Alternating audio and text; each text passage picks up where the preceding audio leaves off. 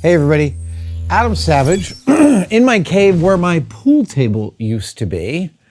You see, we've gotten rid of the pool table because it was nothing but a glorified workbench that was too high and too wide to utilize regularly and also have a meeting around. It actually rendered this whole space kind of unusable for meetings, which is just unworkable. So we got rid of the pool table. I had to admit I was never going to get better at pool.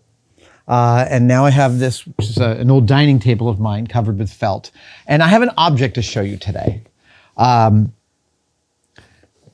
This is a deep dive even for me. And this took about 3 years to complete. And I had an amazing collaborator in it who did actually the bulk of the labor on this. And his name is Tim Trimble, and I'm going to tell you about how that all worked out. But what is in here is a key piece of the movie Apocalypse Now. This is the Colonel Kurtz dossier that Willard goes through in Apocalypse Now. Now, what's really interesting about this dossier, before I open it, is to explain this dossier is the backbone of the film. As Willard goes through Apocalypse Now, on his way towards Kurtz, but also reading about Kurtz and finding commonalities with Kurtz and differences, we are taken through the dossier at the same time as we're taken on the journey into the heart of darkness, up the river into Cambodia.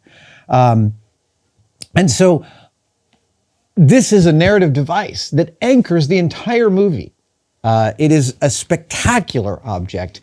And when you really go through the film frame by frame, as Tim Trimble and I both did, extensively, and take photos of and do screen grabs of every time you see this dossier, what unfolds is a truly amazing prop of incredible depth. And we worked very hard to replicate that. And let me show you. This is the correct Vietnam era map backpack. These are still quite available on eBay. The dossier, when Willard, played by Martin Sheen, first receives it, has both a stamp, a seal like that, and these markings and masking tape. These are anti-tampering marks. This is to make sure that it wouldn't be opened before Willard got it. You can see this directly in the film. In one screen grab, you can catch a glimpse. So we printed these up from the Department of the Army, Headquarters, United States Army, Vietnam. Now, the Kurtz dossier actually is in multiple stages. And you can see that there are folders that are labeled Ivory 1, 2, 3, and 4. I don't know what those delineations actually meant to production. I surmised that they had to do with Kurtz's history. And so I made these categories autobiographical. Ivory 1 would be Kurtz's childhood. Ivory 2 would be probably the military. Ivory 3, early military career. Ivory 4, current stuff going on. So let's move through them in order. Here is Ivory 1. Again, buying the correct original Dymo labelers and putting the correct labels on them, finding the correct folders. I have so many boxes of manila folders at the end of this production. Yes, we even replicated the military personnel records jacket of the United States. All this printed by Tim and I. And then in here, first up, we see a vinyl folder from the United States of America War Office. Now, where did I get these? Actually, I had them built. Here is one of the originals. I actually had these custom made exactly to my specs. Black back, clear front with a flap and a snap and gold embossing of America, United States War Department on the back. I made enough of these. Well, Tim and I made 5 versions. We made 5, an edition of 5 of this, and I'll explain why later on in the video. But the first thing I made were these classified vinyl folders. And here you get to see some of the first photos you see of Kurtz in the film. That is supposedly him as a young man. That's Kurtz's mom. This is where I sort of imagine Kurtz grew up. His hometown, Asheville, North Carolina. It just seemed kind of right to me that this would be where he would have come out of. So I found this old listing. I think these might be a picture of Marlon Brando as a young man. Definitely a picture of Marlon Brando as a young man. Here is a wedding photo. This is actually visible in the film. And again, you can see sort of early Photoshop type work putting Marlon Brando's face into this photo.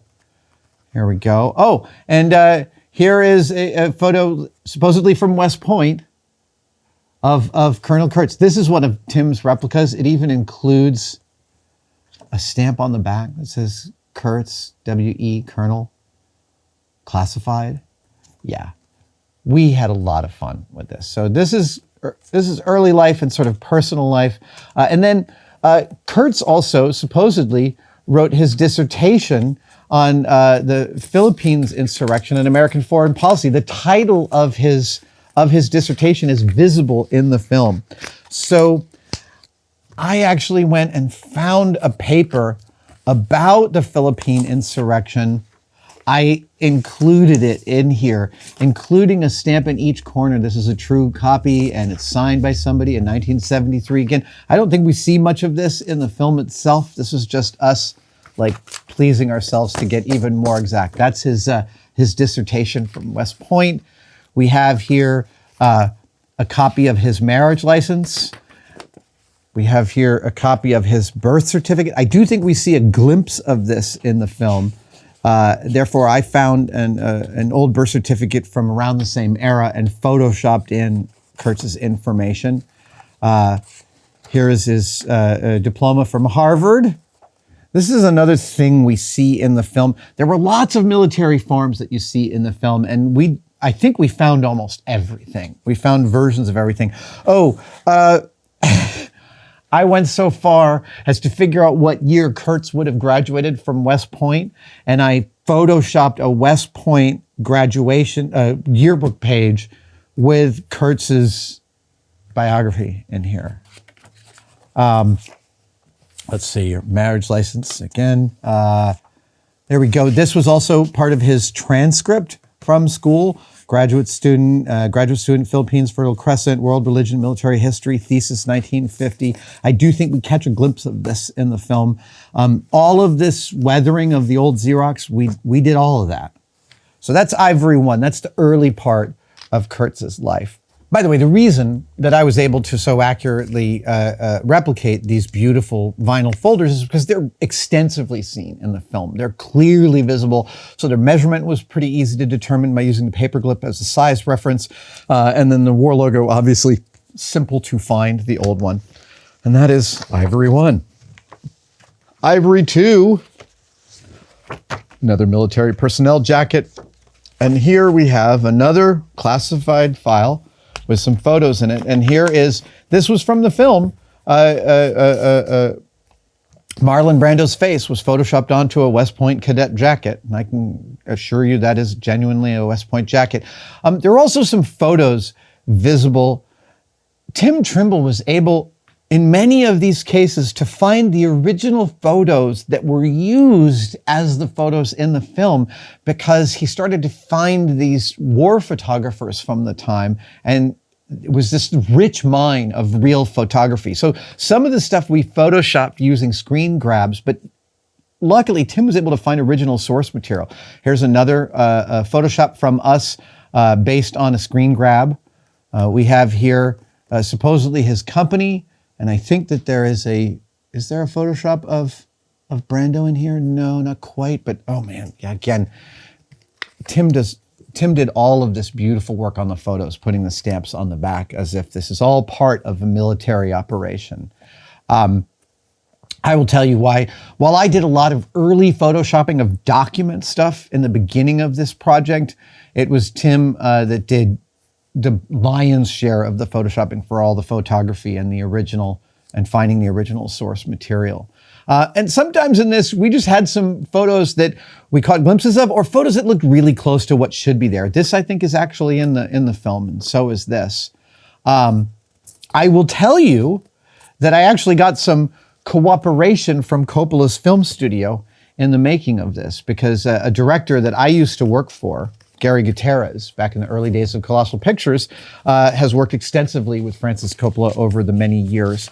And I reached out to Gary and said, hey, is there a real Kurtz dossier still around, and could I come and photograph it? And Coppola's organization let me do that. I drove up to a winery in Napa where the last remnants of the Kurtz dossier are, and I was able to photograph at a high resolution the last few pieces. There's not a lot. I mean, there's maybe like 10 or 15 pages. And also, I will tell you, Coppola's organization is rigorous about data collection. And so they have they had this extensive set of photos of the original dossier,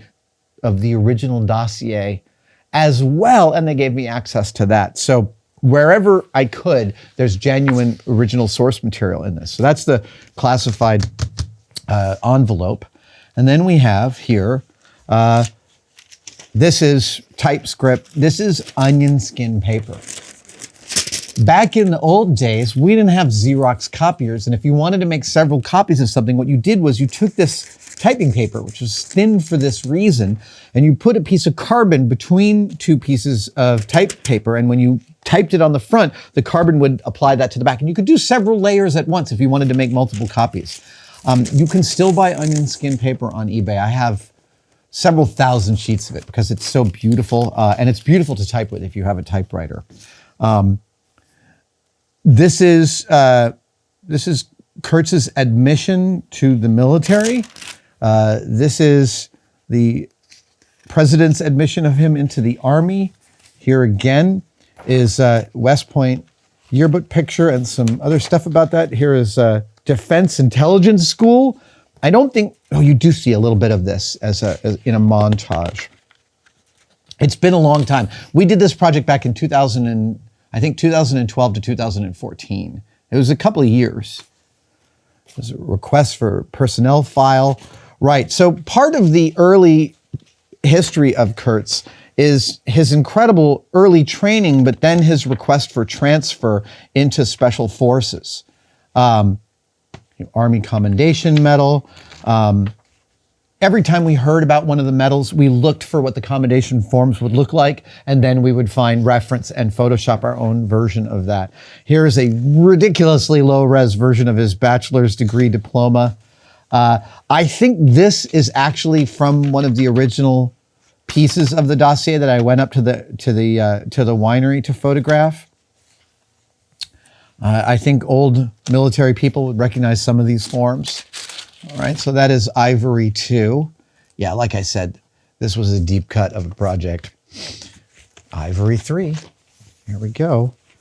And, so now we're into Ivory 3 where we have top secret, and now we have what's roughly in here.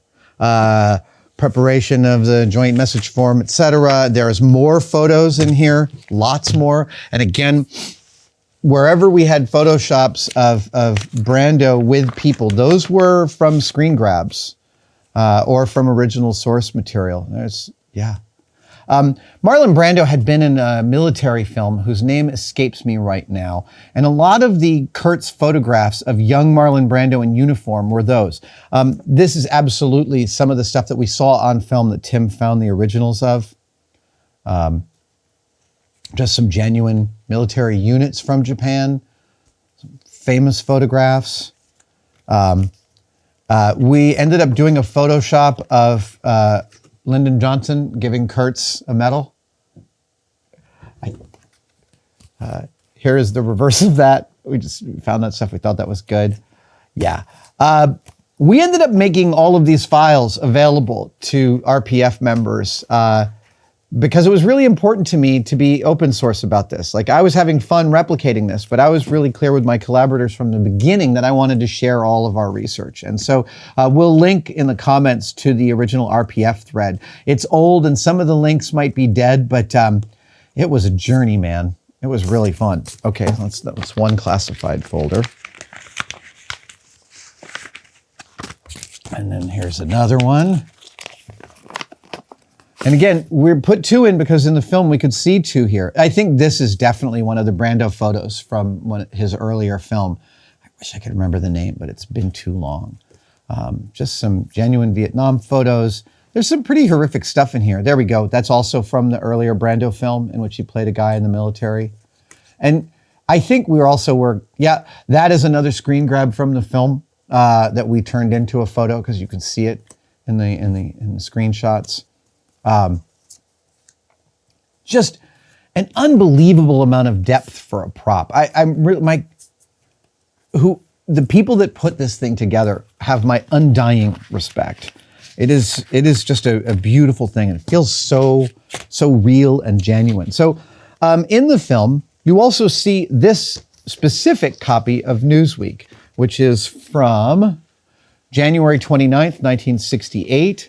In the middle of this, there is this double-page spread about Operation Archangel.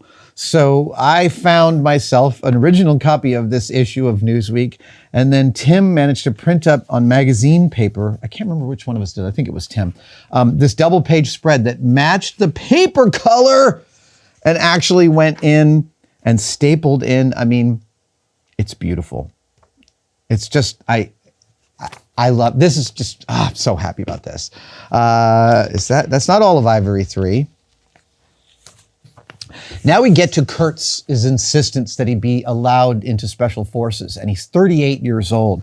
And here is a personal note to Willie saying, "You've known me for 18 years, long enough to know that I will not and cannot change my mind. This is my third attempt, and 3 is the magic number. Humor me, Willie." This is visible in the film. We made an exact copy of it. And then here are his requests for transfer forms that are rejected, and then accepted. And that is a progression you see.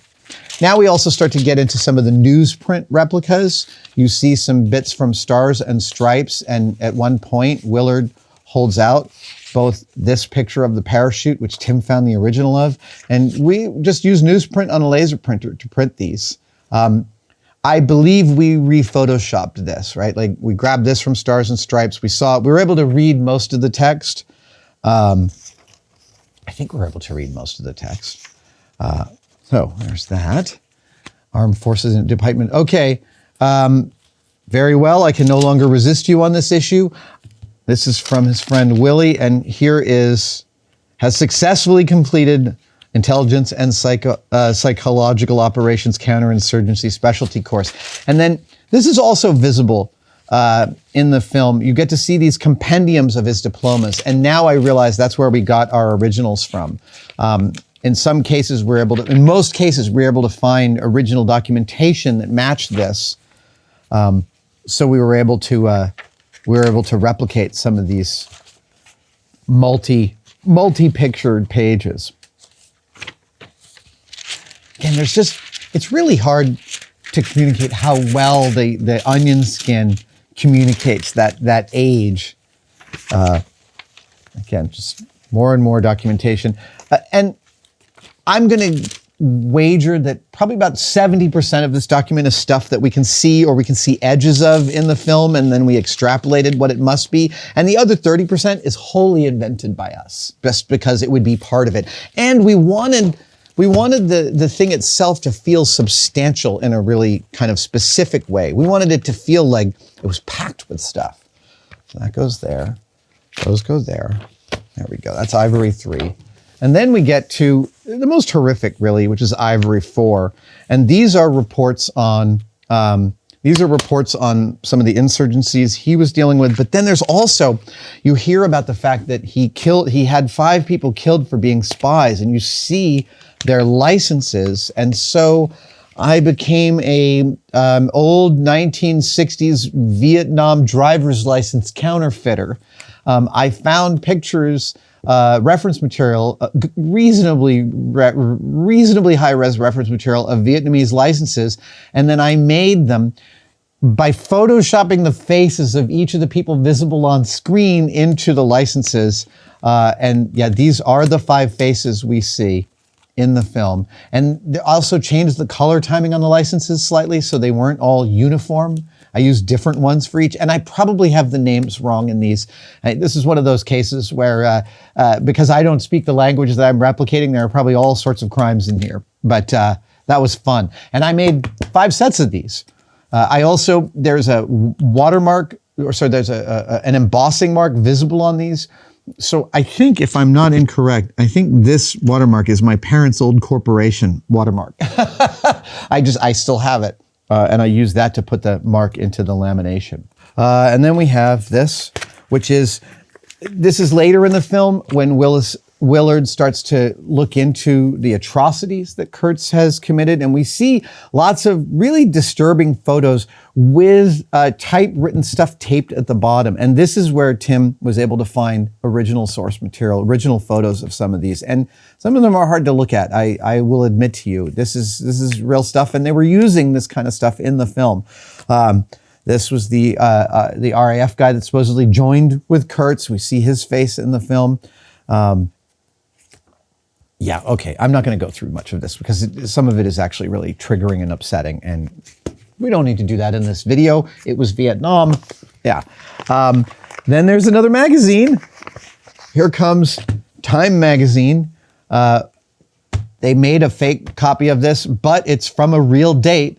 And so I actually found the original Time magazine from that date and put, again, Tim was able to print out in magazine format an actual beautiful copy that fits this magnificently. And this is the real thing. This is the issue of Time magazine that came out that week. And there are articles on Vietnam. Of course, there's none on Colonel Kurtz, but you never know it from that. We have some other newspaper stuff, an original Stars and Stripes from around that time. And then I was actually able to even find the map. There's a point in the film in which we see a topographical map. I was able to find the exact map, sheet 6432. And again, I can't remember if I found it or if Tim found it. I don't want to take any credit for stuff I didn't do in this. It was genuine collaboration with a deeply willing collaborator willing to dive so deep. So please know that the effort was just equivalent on all sides. And we loved doing stuff like this, like figuring out what topographical map this was from just the barest of hints. Here now, we have, it gets really, and we see this in the film. We have confidential stuff, and then we have CIA briefings. We have, concerns that people are having. And you really see many of these paragraphs in the film, and there's all this narrative, like people were writing out what Kurtz did, and Willard might not even talk about some of this stuff, but you can see it as this piece becomes the backbone of the narrative. Let's see, yeah, Kurtz's letter to his superiors. Again, another classified jacket with some pieces, and yeah. The one thing I have an issue with is it's not weathered enough. I know it should be a little more weathered. So I have to take a cup of coffee to this at some point and get it a little bit more beat up. I mean, when people come, I let them go through this with the assumption that, you know, things are going to get a little wrinkled and torn over time. But this is the final of the 4 folders, and the fattest of them, because this is after Kurtz is in Vietnam. Here is the transcript of his recordings. We hear his voice, and Willard talks about how the voice acts like a splinter in his mind. And we hear Kurtz talking, and here is the transcript of it. Here are some copies of Vietnamese licenses.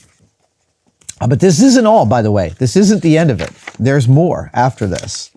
All right. Suitably deep dive on the Kurtz dossier, but at a certain point in the film, Willard gets another delivery. Yes, we made that folder too. And then this one is where, first off, there's a letter, and the letter has restricted, and it says what he's supposed to do. He's supposed to head up, follow, and execute instructions with extreme prejudice, completion of mission. We see this in the film, and we replicated exactly the address and return envelope here. And then here is another jacket with more information. And here is where I think, yeah, we've got Kurtz's military ID. We have another one of the 5 Vietnamese. But I think we also have the Scott Glenn character, who has less of a presence in the film than you think, but he plays the first guy to go find Kurtz. Willard's predecessor is played by Scott Glenn. You actually get to see him in one shot in the film. And this second folder, this is all Tim Trimble's work. This is him going even deeper than we had really intended, and building a beautiful secondary folder that carries us into the last act of the film. Like I said, we made 5 of these. One of them was for Tim, one of them was for auction, one of them was for me, one of them was for a friend of mine, and the last one was for Francis Coppola. Back in, I think, early 2019, I reached out to Zoetrope and I asked them if I could have an hour of Francis Coppola's time to present him with this. And he met me for lunch in the restaurant at Zoetrope there in North Beach here in San Francisco. And we had a lovely 90-minute lunch together talking about film, talking about George Lucas. It was far out. Francis is one of my absolute heroes as a filmmaker, as an independent filmmaker, as an independent artist, as somebody who looked really clearly at the film industry, decided they did not want any part of it, and moved their own film industry to California. Francis is the reason we end up with George Lucas. He's so important to American culture. And I'm sitting there across from him, and I hand him the folder, and, you know, it's weird. He's sitting with some guy who made this thing, and I hand it to him and he puts it off to the side and he says, "What do you do when you're not doing this kind of thing?" Just totally a fair question. After a couple minutes, actually, he remembered that I had interviewed him on stage at the Castro. There's a surpassingly amazing book called The Godfather Notebooks, which is when Francis first got the job to do, why do I say Francis? When Coppola first got the job, he's not a friend of mine, it's just someone I met. When Coppola first got the job to direct The Godfather, he bought Mario Puzo's book and he started to make notes in the margins. Then when he actually got the job, he took all those pages, cut them out, taped them into the middle of a larger sheet of paper and made a notebook in which he made more marginalia. And he made that notebook as a printed artifact available to purchase, and I own it. And it's an incredible dive into The Godfather. And I interviewed him on stage at the Castro as part of the release of that book. He was very gracious with his opinions. He thinks of the short story as the ideal format for a feature film because it covers about the right amount of time. A novel is just way too long. And in actuality, to foment that, Francis Coppola started his own short story magazine. Yeah, to go find good short stories to make films out of. I actually worked on one of his films. I worked on the Robin Williams film, Jack, about a young person who ages prematurely. It's a lovely little film. And if you've ever seen it, in the opening scenes, we see lots of medical equipment, lots of like slow moving medical equipment. Obviously like some baby is being monitored. And I built a goodly portion of all of that equipment in the opening scene. He was very generous to meet with me for lunch. It was a bucket list item, and I'm really glad that this is back in his collection, whether he's thrilled about it or not. Yeah, this is one of my favorite objects, and I never covered this untested, so I thought you guys would like to see the results of some truly obsessive dives. Thank you guys for joining me on this. I will see you next time.